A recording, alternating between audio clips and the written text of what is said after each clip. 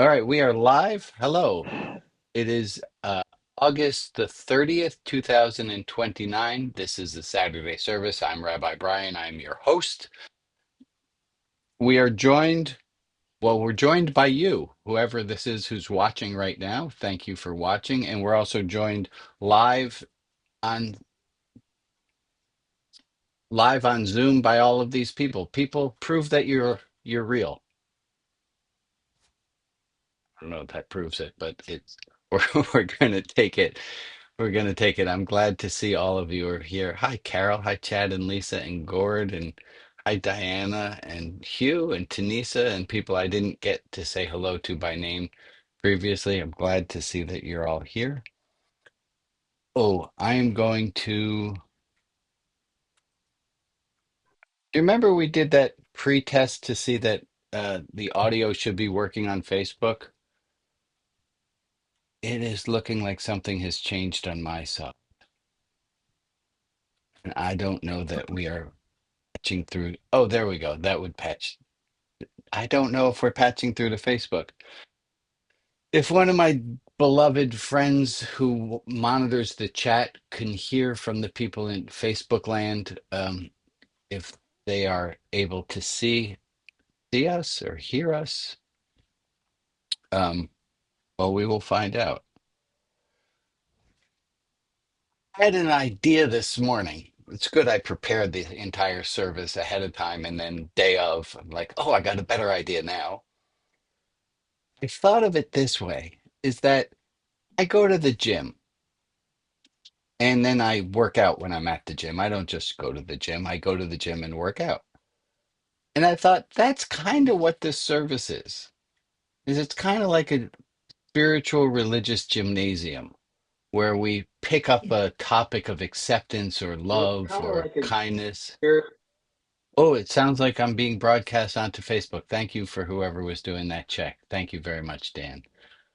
Um, so it's like a spiritual religious fitness center. And we are all here to work out our spiritual religious muscles. I was sure hoping for a little bit more visual confirmation that those of you who are here are thank you for doing. Oh, Emily, I wanted to check in with you. You were going to do a brave thing last week you told us about and say something at the local library. No pressure, but did you do something like that? Actually, I ended up going down, but it's about 45 minutes or an hour from here to Gooding. Went to their library because our little library doesn't seem to, well, didn't work out here. And they were tickled to death that they have a group, a story group, where people tell their stories. And she was I'm going to start on the 8th. And she was just real enthused. I thought, well, that's not really nice to have that enthusiasm, That's wonderful, about Emily, it. because you So you were worried about going. I'm scared to death to do this because I'll be responsible, but it's only for like about 4 to 6 weeks, so that's good. Okay. I don't want to go down there in the winter time. Right. When you drop. In fact, you can't drive. I because you have to go. The road's closed in the winter a lot of the time. Well, we're glad you did a Oh, brave thing, Emily. Thank you for yeah, reporting. I did a brave thing. Yeah. Is there somebody else who did a brave thing related to the spiritual religious parts of life who want to hear themselves say it and then get an attaboy, attagirl, way to go from the group? Is there someone else who did a brave? Well, This Well, I isn't a did, great but thing, but Chad and Lisa say it's not on Twitch yet. We're not on Twitch yet. oh, Chad and Passing Lisa, that on. I thank you for telling me, and I'm going to make a little note here to fix the Twitch channel. It's not something I can do right now. Thank you for the heads up.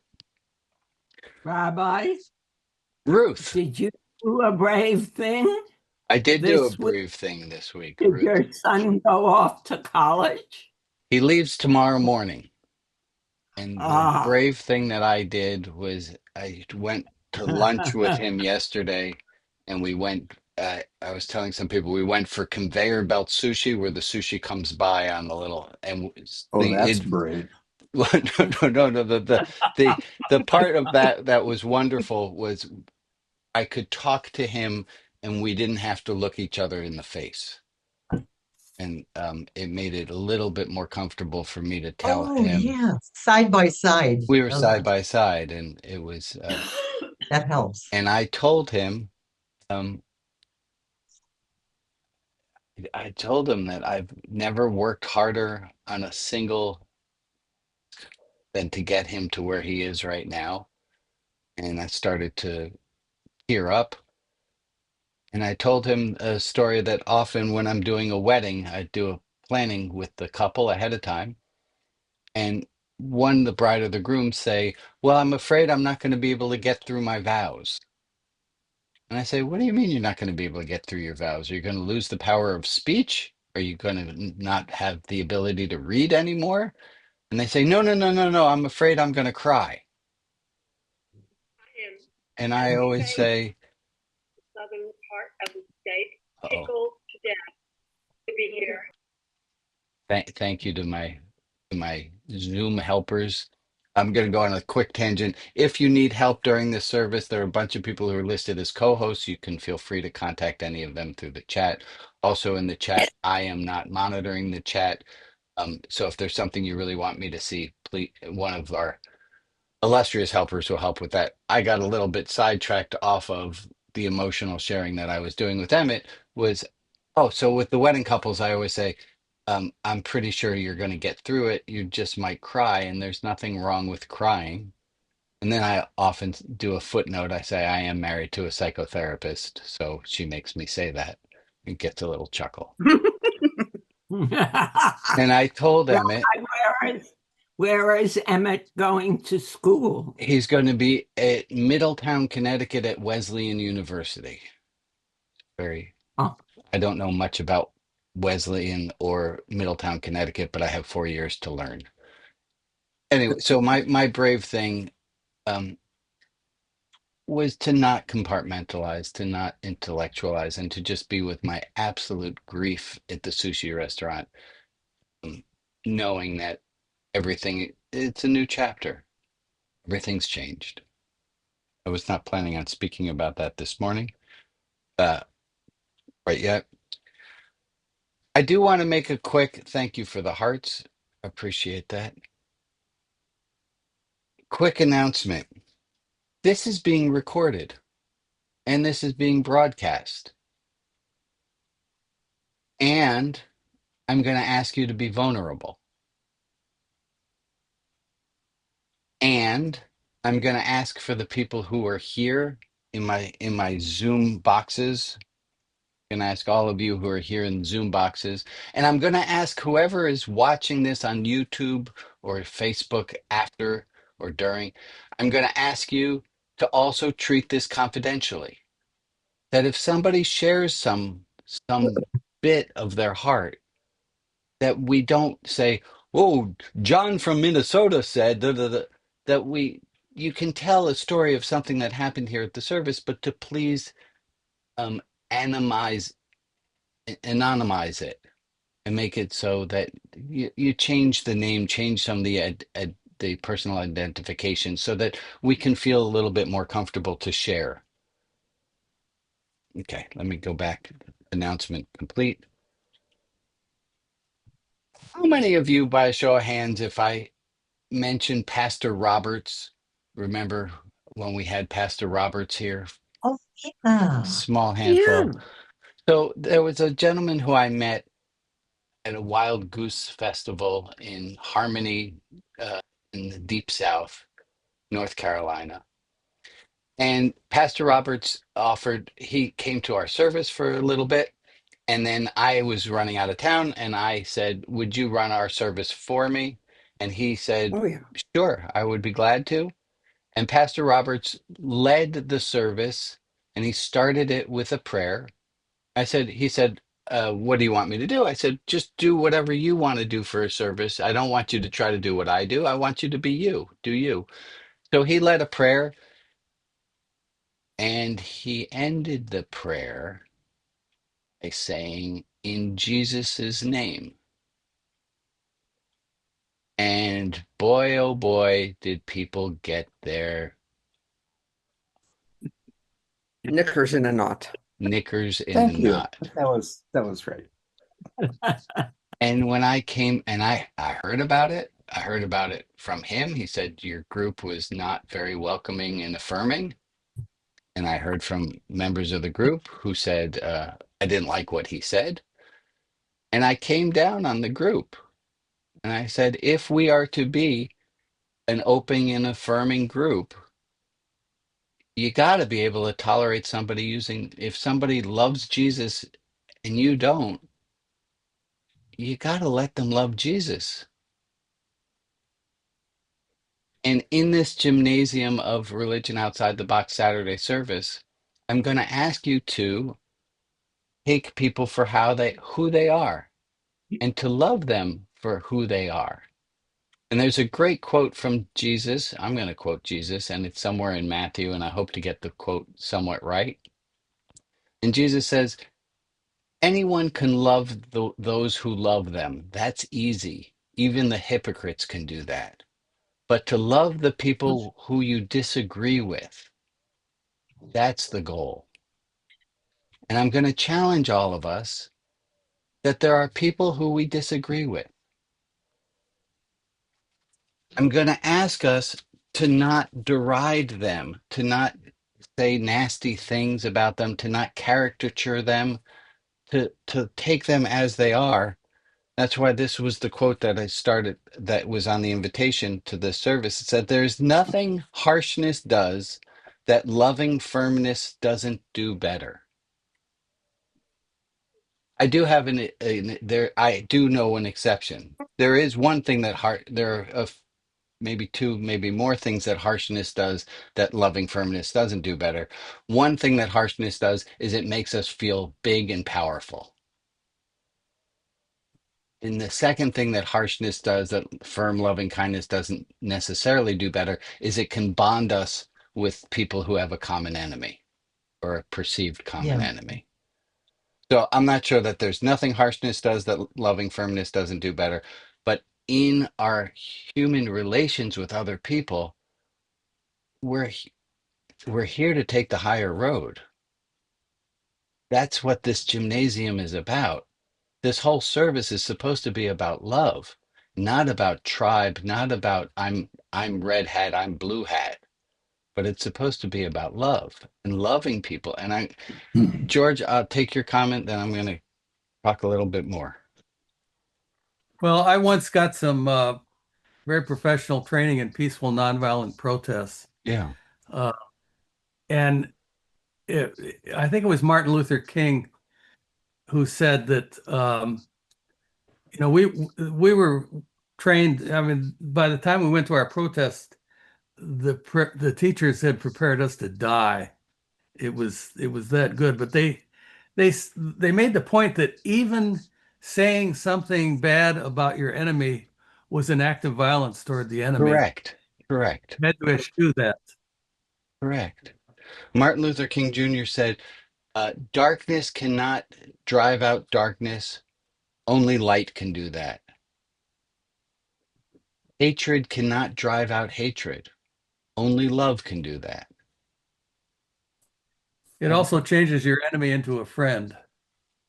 Not We necessarily. don't, we, let me tell a second story. It doesn't mean that we don't stand up for that which we believe in. Last week, I went down to the ICE detention center here in Portland and served as a clergy witness because they are finding that when people are dressed in clergy garments, the ICE people behave a little bit differently than they do when there aren't clergy in clergy vestments. It's like magic talisman.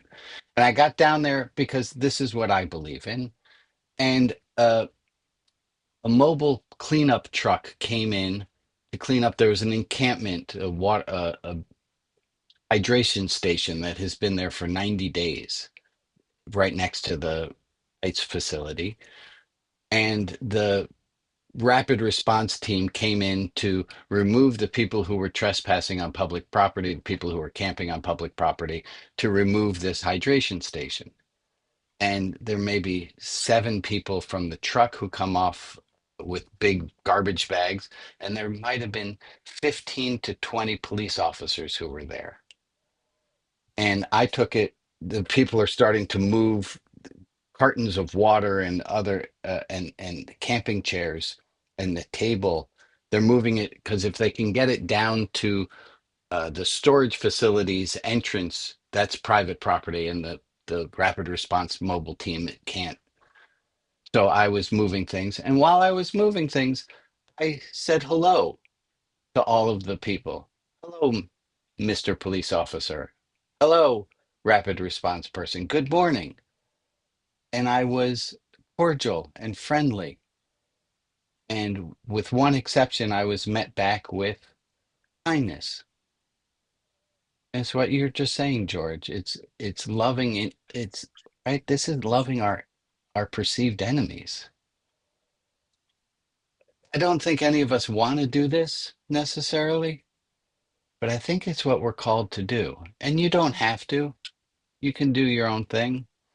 Okay. Um,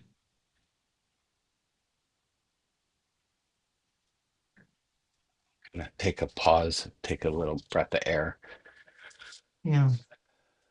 look at all your beautiful faces. Hello, beautiful faces. Hello, dear people.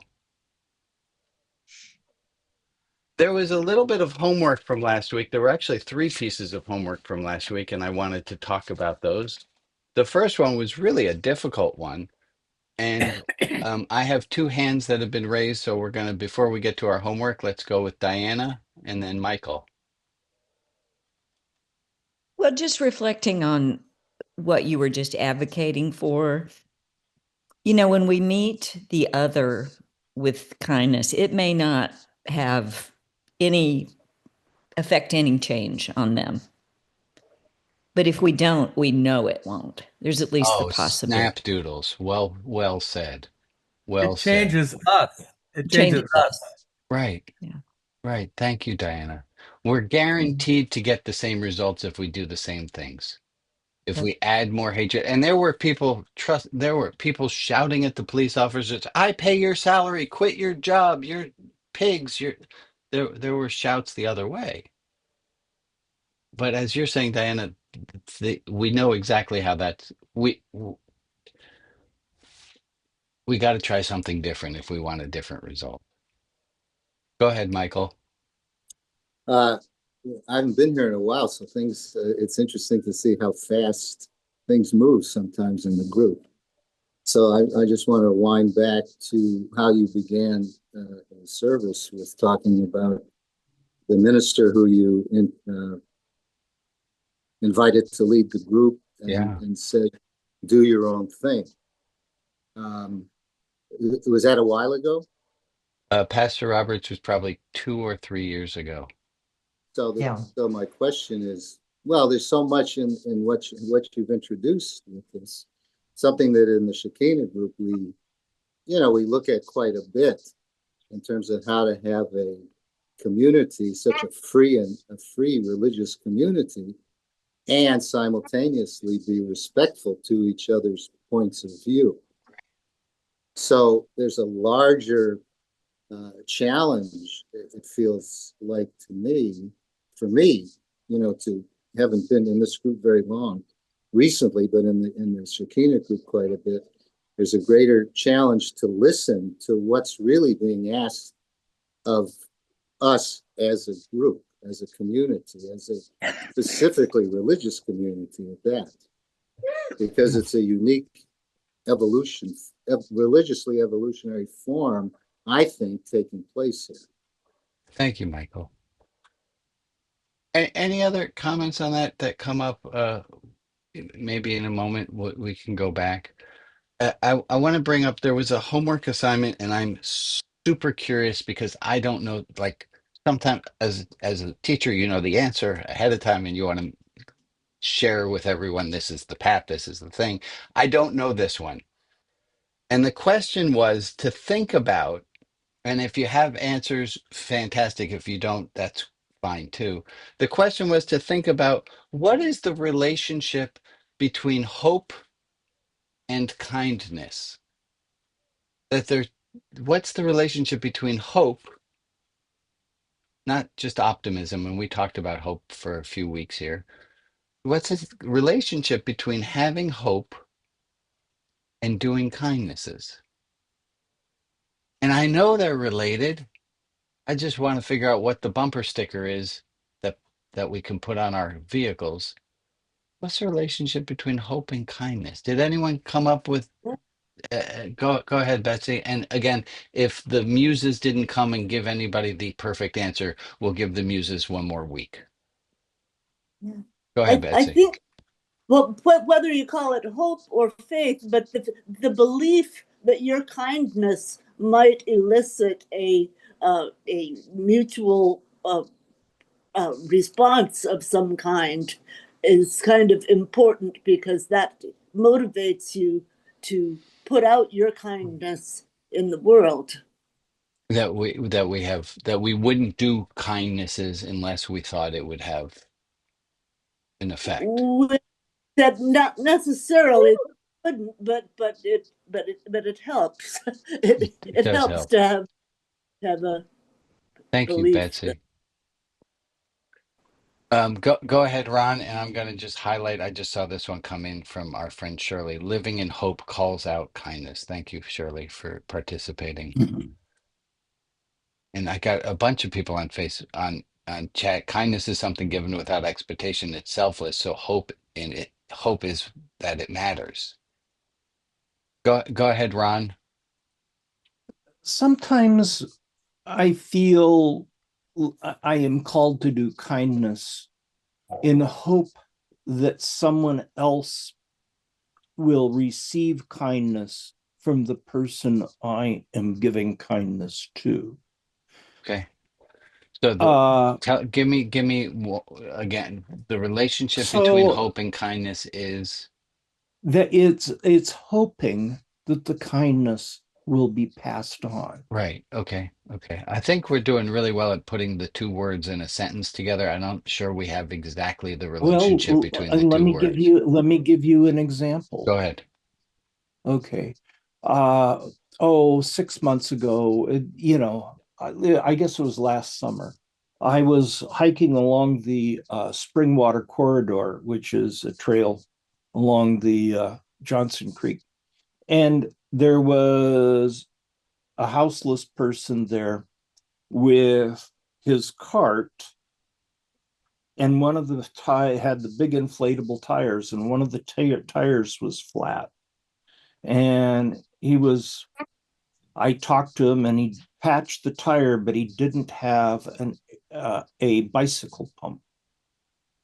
And so without saying anything, I just walked back to my house and got a old bicycle pump that I was going to give to Goodwill.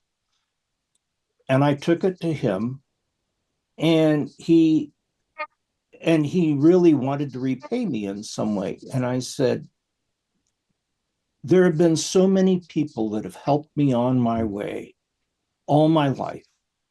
What I ask is that you do something Yeah, for someone else in the future. And that's hope. I got you. I think there's and maybe I'm extrapolating a little bit from what you said, but it's the act of kindness that gives hope. Yeah. Yeah. Can Yeah. does that fits on a bumper sticker, so I'm very excited by it. What say you, the group? It is the act of kindness that gives hope, that can give hope. Yes.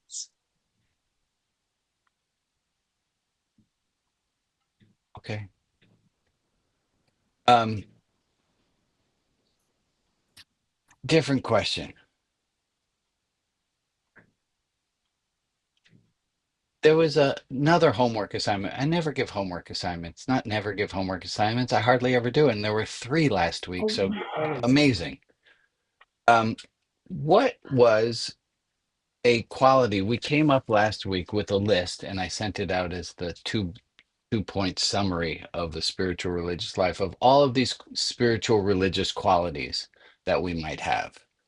And I asked you to think about what's one thing that you, if you come back next week, is there something that you learned about one of these topics? And I have one definite volunteer and a possible second volunteer who have thought about something they wanted to share about something they learned about one of these qualities of a spiritual religious life. So, Maria, would you be so kind as to tell us? Um, I'm not volunteering, Maria. She volunteered. I chose boundaries to work on this week. Boundaries are hard for me, especially if there's a emotional component involved, which there is in this case. And I thought about it, about how to handle it. I thought about what my boundary was, sort of thing, which changed a little bit over the days. Um, and then I communicated my boundary, and it it went fabulously. I got that. I immediately got this. Well, that's fair. That's fair, sort of thing. So I always like to plan for the worst. It did not happen, sort That's of thing. wonderful. So One thing, to if me, that's worth celebrating. do it. And Maria, you and I spoke a little bit, and one of the things that I have discovered, and Maria, you're pointing to it, is that boundaries, most of the boundary work, it's kind of like prepping a room to get painted. It's the prep that's hard. It's not the actual painting that's hard. That the boundaries setting, 70% of it is at a time figuring out where your boundary is, how you're going to say it, where what parts you're willing to negotiate upon.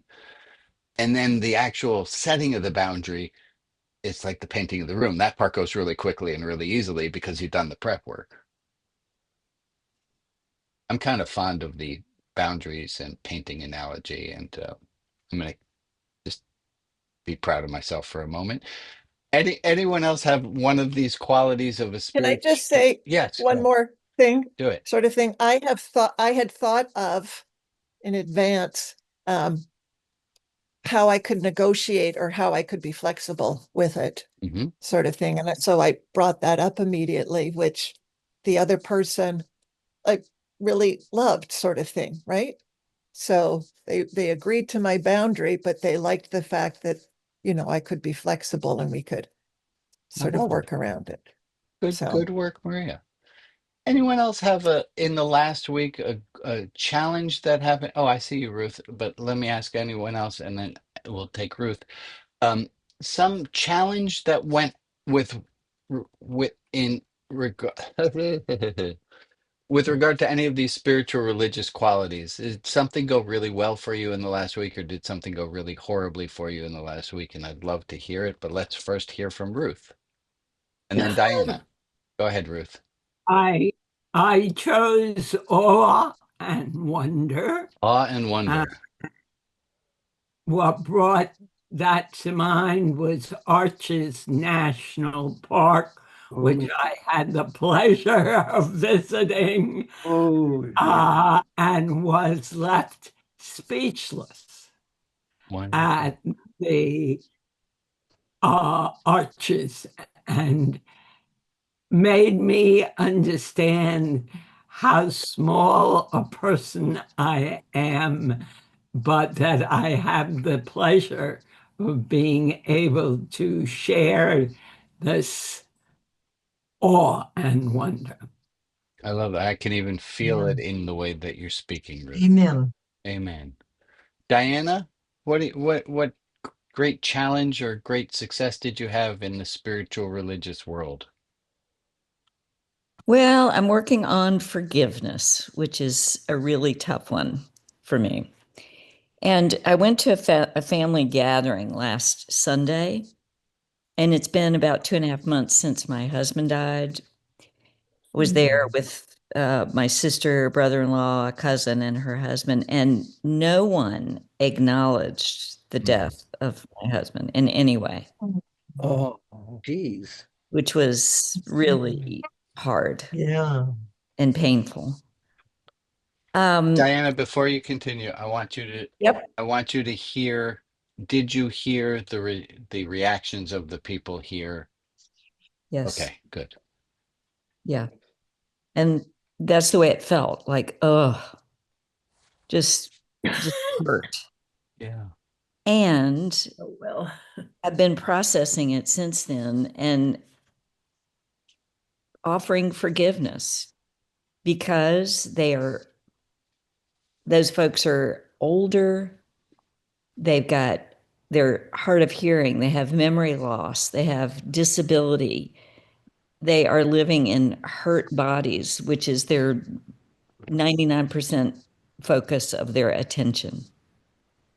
And they don't have a lot of skill knowing how to be supportive in grief. That's a family norm. And so I decided to just acknowledge that to myself and let it go. They can't give what they can't give when they can't give it. That is very mature of Thanks you. for sharing that. There's a quote I came across. I can't find it exactly in text right now, but it's from Robert Brault, who's one of my favorites. And he said, if you, oh wait, I have it right here. If you can't forgive and forget, pick one.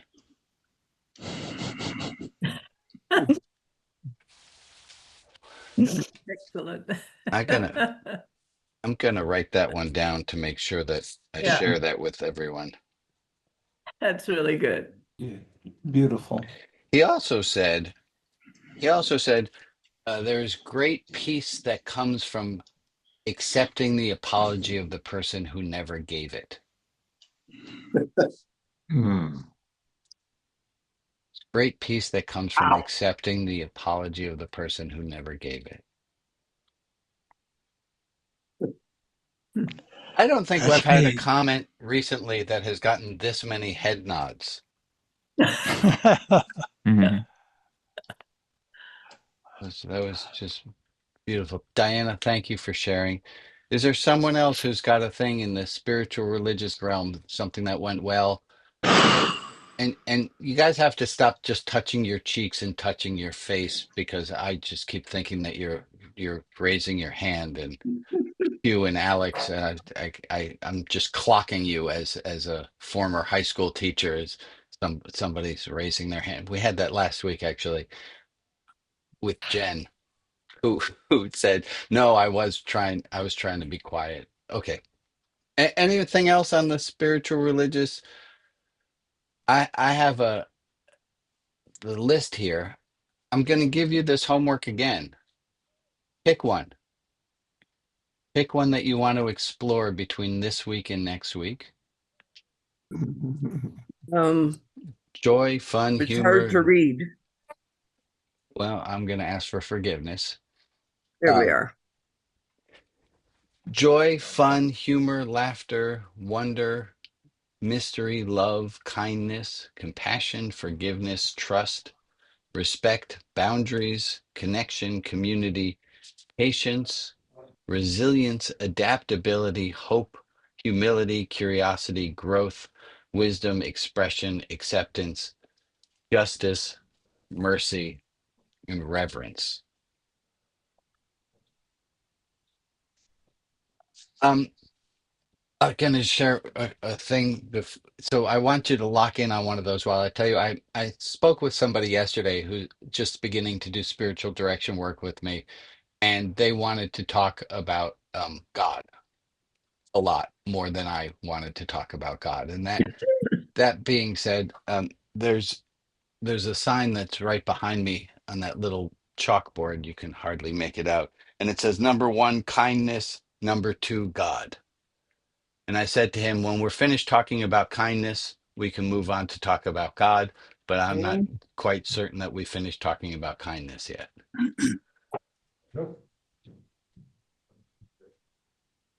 If you want to talk about God, hey, we actually have a group, the Shekinah group, and they meet regularly on Sundays, and you're welcome to join that group. And there are lots of other places where people talk about the God word. Just if you're new around these parts and you're like, well, that's weird. The rabbi ran a whole service, and the only time they talked about God was spelling it out as the God word, but didn't talk about God directly. I'm okay with that. So, and welcome aboard. Um, Brian, before you go on, can I share one thing? Hugh, hello. Oh, There you great to are. see you. Before you move on from the list, you and I were talking yesterday, and I feel moved to share something with the group that I shared with you yesterday about the list of spiritual religious characteristics, and that I was inspired by what Maria shared earlier about boundaries, because that's something that I've had to learn. In the past, I have, for the most part, always put the needs of others ahead of my own needs. That's what I was taught. I Wait, would you're not a never. minister, are you, by any chance? I would never leave the party because I would thought that first because I thought it would be impolite, or I would never name my own needs because I thought of how that might affect the other. I always put the needs of the other first, or I should say the assumptions I made about the needs of the others first. So since my illness in the spring, I have had to set really clear boundaries, um, not because I want to, but because I need to. If I need to leave the party to rest, I will rest. If I need to do something for my own health and rest, then I will, because I need to do that. So I've learned through this experience to set really clear boundaries because I need to do it. But what's interesting is I'm now setting boundaries not only because I need to, but because I want to.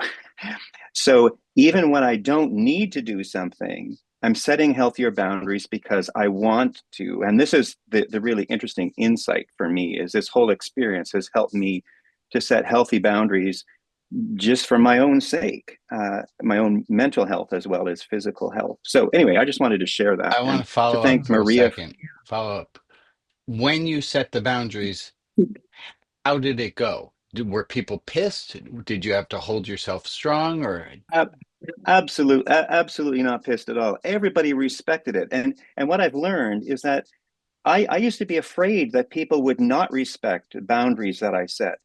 But that was an assumption that I was making about what the other might think or feel. What I'm learning is that most people respect boundaries. In fact, I think most people want people to set boundaries. A friend once said to me something really wise. She said, I know your yes means yes when you say no sometimes.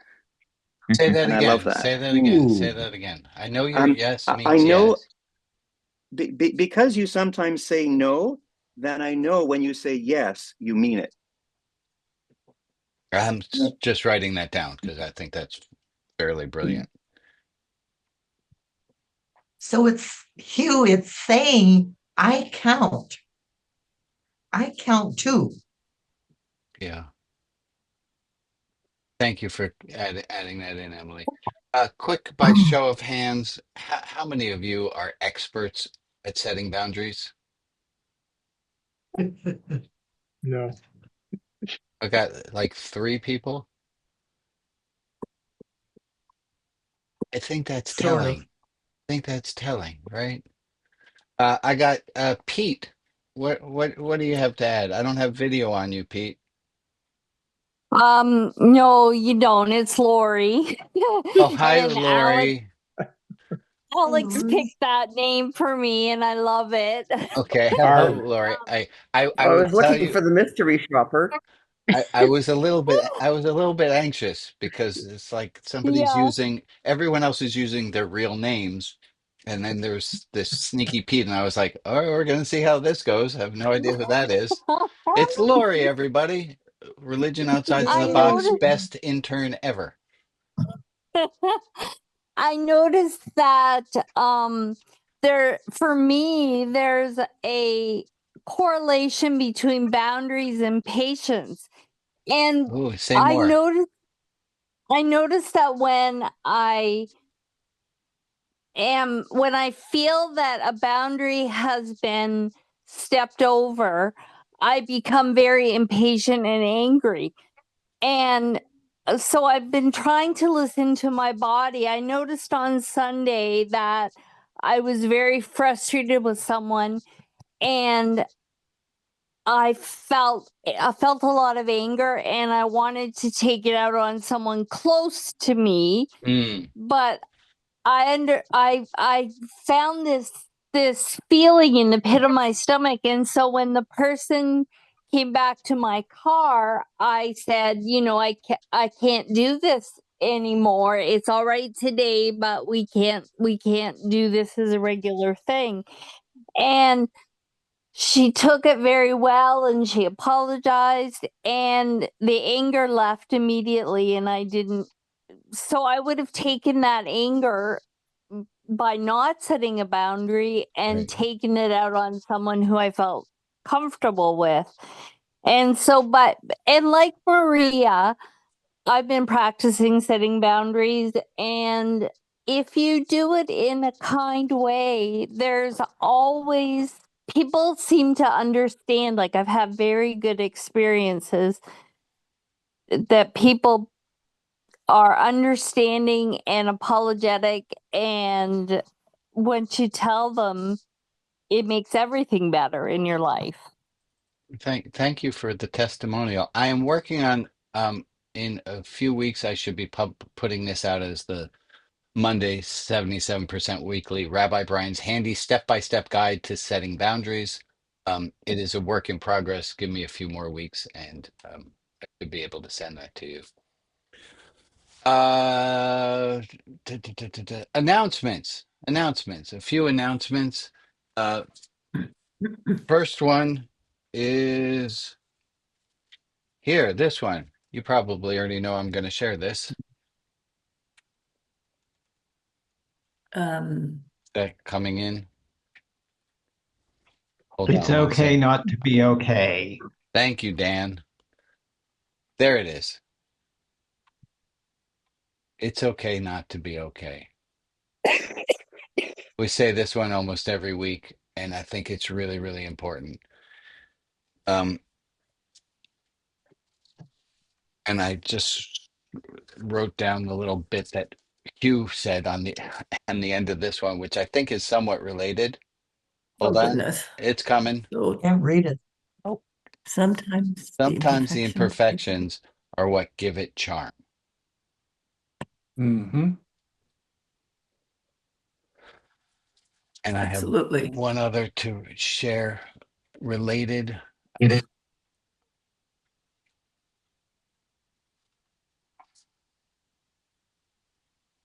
I know I was made for this, but those are some big waves. Good. We all know the rubber Good. ducky's not going to sink, but it's going to take on some water and it's going to be in for a little bit of a ride. And we all know I'm not just talking about the rubber ducky here. Go ahead, Michael. Just to come back to the boundaries conversation for a moment. From a material sense, a boundary, is to keep opposing parties from hurting each other. Right? Politically. And that's very interesting because at an emotional level, when there aren't boundaries and somehow they're crossed without respect for boundaries to begin with, this is where you have ghosting. This is where you have just people shutting down and never talking to each other again. Yeah. So It's boundaries that keep us safe in who we are without bleeding out to them. With each other. Yeah. Thank you, Michael. Thank you. I have one other topic. Hey, folks, I'm going to ask you a favor before I jump into the next topic. And the favor is on this list of things, it was the same list that was just over here when you could read it. Of these qualities of a spiritual religious life, of those ones, I'd really sure appreciate it if over the next week you thought about one of these, how it challenged you, or how you got through it and had a celebration with it, or a bit of learning that you had. I would really love to hear less of my voice and more voices that I don't hear from. So I'm giving you homework. Do you have to do it? It's optional. We used to have a joke in rabbinical school that it was mandatory but not required. Uh, next topic. Very funny. Next topic goes like this. Oh, hey, just a quick review. What is this? A rubber Chicken. It is the rubber chicken keychain Compliments. of compliments. And if you haven't been here before, if I were to send you the rubber chicken keychain in the mail, you would know how to respond and you would say, thank you, I guess. That And was totally unexpected. that was totally unexpected. I sure was not expecting a rubber chicken keychain. And the we focused on this last week and the week before, was that when somebody gives us a compliment, we can say the same thing as though we were just told, as though we were just given a rubber chicken keychain. We can say that was totally unexpected. Thank you. You shouldn't have. Um, but to acknowledge compliments, and I'll give that as a secondary homework assignment of just notice how hard it is to take in compliments.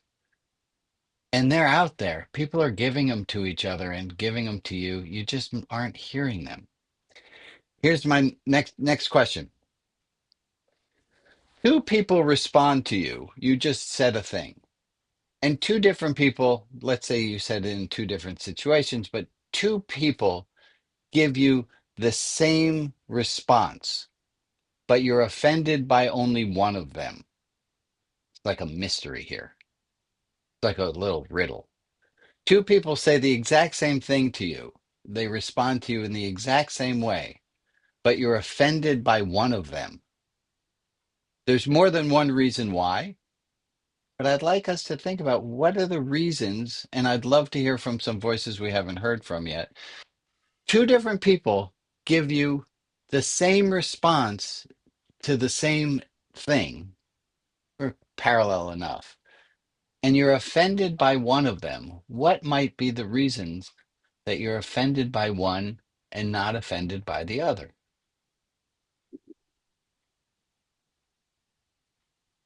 Yeah, Connie, thank you for jumping in. I think that you would be offended by the one person because you have a dislike for them.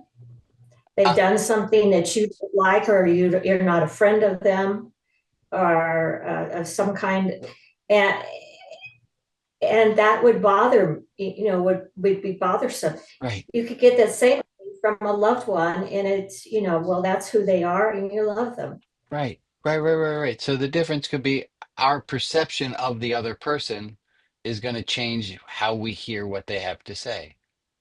Other solutions to this little mystery? I have at least one in my head. Go ahead, Gord. Thank you for jumping. Oh my gosh. And also, guys, thank you so much. I said, can we hear from new voices? And then we are. It's like, oh my gosh, I feel listened to and heard. That's fantastic. Go ahead, Gord. I feel like an old voice, but thank you. It reminds me of your spiritual barometer, because for me, different contexts, where I am often determines what kind of response I'm going to have. Gord, help us out, because not everyone has been here and knows what the heck a spiritual barometer is. So what are you talking about? I guess paying attention to my own kind of spiritual emotional state. And when I'm feeling more raw, I'm more likely to react rather than respond skillfully. Yeah. Whereas where I'm feeling grounded, I've got shock absorbers. Yeah, yeah, perfect, perfect. You say the one thing, you get the one reaction. You get a parking ticket, you say the one thing, you're gonna get a very different reaction. Yeah. Well, hopefully you aren't, but one might.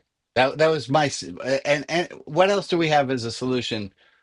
So it can be that we didn't like the person. It can be that we are a different person than we were when we told it to the first person. Anything else come to mind? Why might you be offended by one person and not another? Yeah, Jack. Jack, you're on mute. We got your headset working, but there Oh, you are. okay, there we go.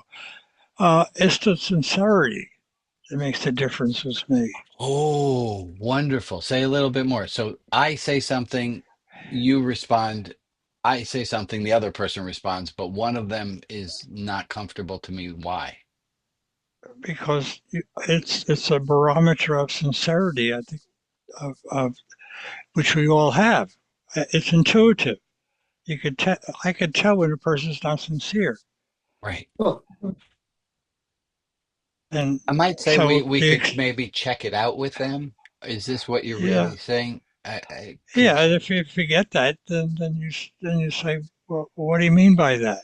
yeah, Or yeah, yeah, yeah. however you deflect your own uncomfortability Thank towards you. that person. Thank you. Thank you. Thank you. Good answers, Sure. everyone. Um, it reminds me of, I'm going to do one other little tangent off of that.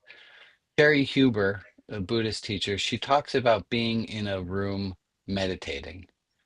And there was a radiator that was making a click, click, click sound while she was meditating. Didn't really bother her. And she hears afterwards, after the meditation, she hears two people talking. He said, "Did you hear that guy who was making that clicking sound the entire meditation?" When it was a radiator, it wasn't offensive. When it was a guy meditating, it was offensive.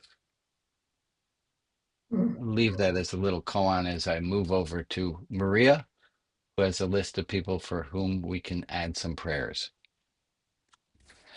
These are the individuals to whom we are sending light and love: Paul, David, and Alma Lewis, Alex and John, Ellie, the Pander family, Imelda, Greg and family, Rita S., Heidi, Cullen and family, and Jessica, Saul R., Irma P. and family, Sally and Bob B., Trish F., Sheridan H., Arlene Hill, Ebony, Beth Carney, Brenda, Gwen, Reed, Josh, Bill, and Karen, Olivia and Hope, Maceo, Arlene Rice, Ron S., Ron N., and Nancy.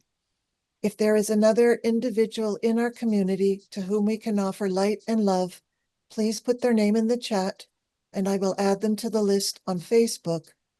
And for the people who aren't named but who are in our thoughts, we send them light and love as well. Thank you. We'll take a minute, right?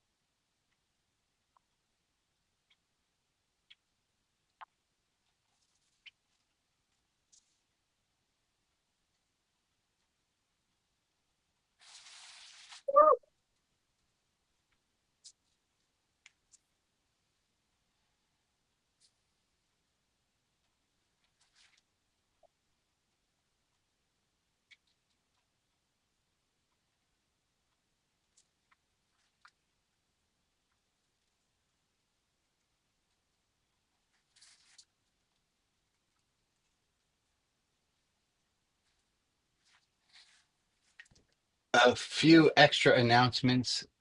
One, if this is one of your first times coming here, we do a second hour Of course, you're not obligated to stay, but if you want, when we break into the second hour groups, there's a group called Maria's Introduction Tool Shed Center, or some of the. Welcome center and toolbox and tool shed. Yeah.